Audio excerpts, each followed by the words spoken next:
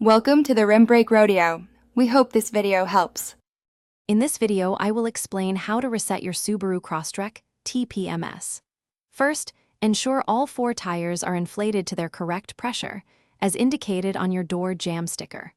Then, drive your Crosstrek at a speed of 50 miles per hour or more for at least 10 minutes.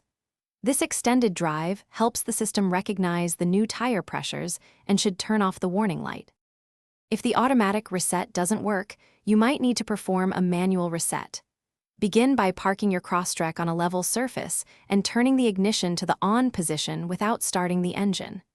Next, locate the Tpms reset button.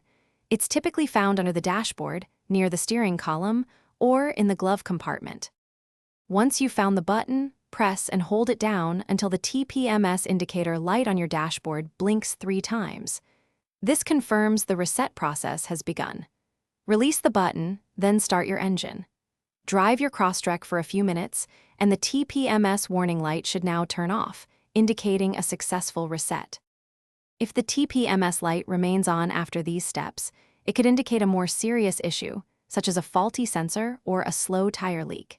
In such cases, it's best to have your vehicle inspected by a professional. Always refer to your Subaru Crosstrek's owner's manual for the most accurate and model-specific instructions.